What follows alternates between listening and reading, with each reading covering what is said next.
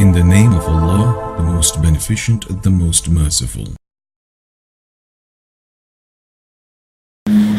My journey to Islam started when a couple of friends of mine, they wanted to take me to the mosque. I was hanging out with a lot of people that were Muslim.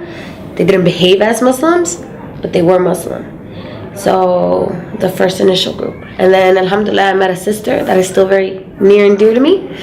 And she actually took me to the masjid, alhamdulillah. But it all started, me wanting to go to the masjid came from me wanting something better for my kids. I was looking for something better for my kids because my life was very disorganized. You know, I come from a household where my mother was a drug addict. My father was a cartel. He was in the Colombian cartel.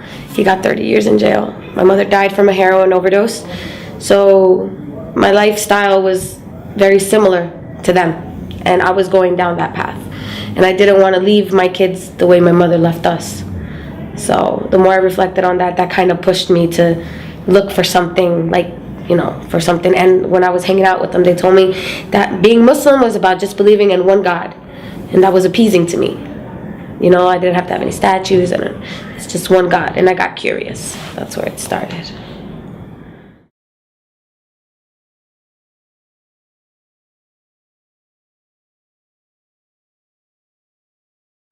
The rest of my family did not react in a positive way to me being Muslim.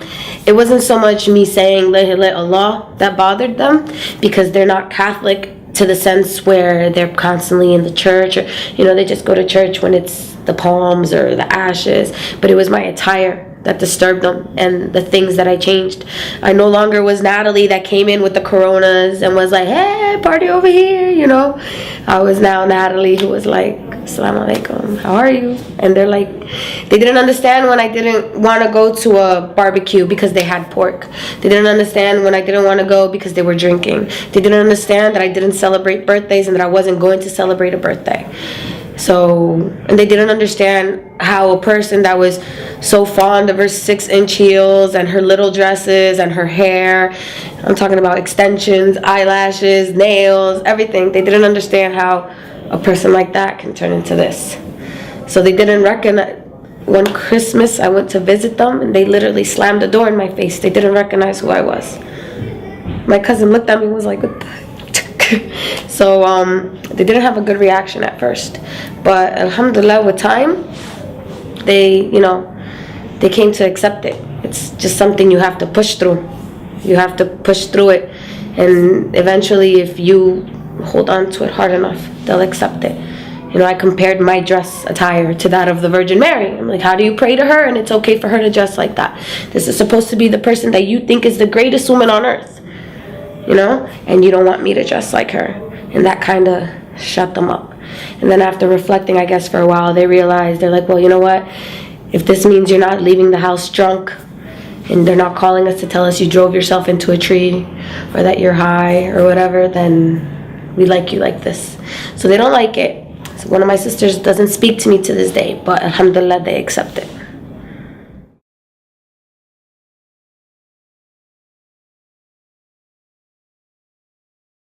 My first Ramadan was extremely difficult for me. Extremely difficult because I was new to Islam. I didn't have that many sisters in Islam. And, well, I had a lot of sisters, but I didn't know a lot of sisters, like to go to iftars and this and that. And it was my first year wearing hijab. It was in the summer. It was extremely long hours. I was also, you know, I come from a family where food is like, you know, we make huge meals all the time, and I had to cook for the kids. It was very difficult. But alhamdulillah, like, the thirst was the biggest deal. But once you push through it, and it just becomes, you know, it becomes easier. But the good thing is that the satisfaction you get when you do break your fast, of knowing that you accomplished it, and, you know, being there. What helped me was when I started to get with the sisters, you know, surround myself with these sisters, and like the bond you create with these sisters, that helped a lot too. calling each other, how are you doing? How's it going? I'm thirsty.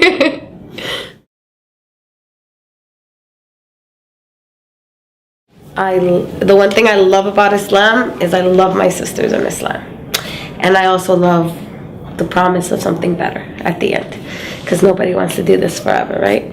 I love my sisters in Islam because they're closer to me than my blood sisters, always. Even before I was Muslim, the relationship that I had with my sisters, I can never compare to the relationships I have with my sisters in Islam.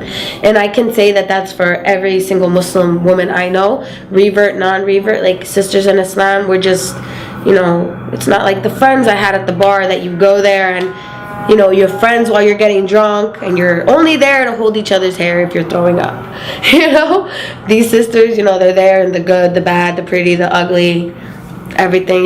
These sisters, even though they're not blood related to me, they're closer to my children than my family. They're closer to me than my family. So alhamdulillah, my favorite part is definitely my sisters in Islam.